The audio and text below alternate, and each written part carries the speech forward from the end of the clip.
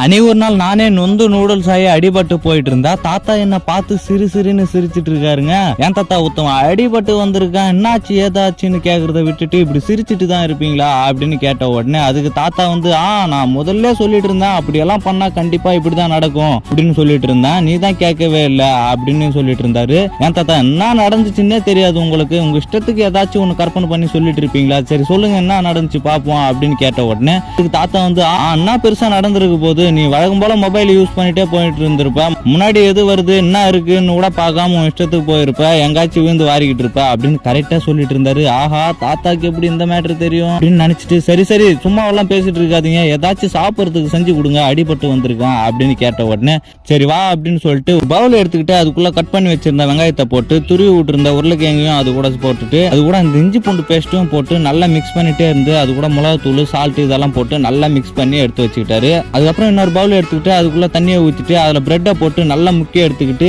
எல்லாத்தையும் சேர்த்து நல்லா மிக்ஸ் பண்ணிட்டே இருந்து அது கூட வந்து லைட்டா கடலை மாவையும் போட்டு அது எல்லாத்தையும் சேர்த்து நல்லா மிக்ஸ் பண்ணிட்டே இருந்து லாஸ்டா அது கூட கருவேப்பிலையும் போட்டு எல்லாத்தையும் நல்லா மிக்ஸ் பண்ணி எடுத்து வச்சுக்கிட்டாரு. அதுக்கப்புறம் அடுப்பை பற்ற வச்சுட்டு அடுப்பு மேல கடாயை வச்சுட்டு அதுக்குள்ள எண்ணெயை விட்டுட்டு அந்த மிக்ஸ் பண்ணி வச்சிருந்த மாவை எடுத்து அப்படியே பக்கோடா மாதிரி விட்டுட்டு அது பக்காவா ரெடி ஆனதுமே எடுத்து ஒரு தட்டுல போட்டுக்கிட்டு அதை சுட சுட எடுத்து சாப்பிட்டு பார்த்து டேஸ்ட் வந்து அருமையா இருக்குடா அப்படின்னு சொல்லிட்டு இருந்தாருங்க.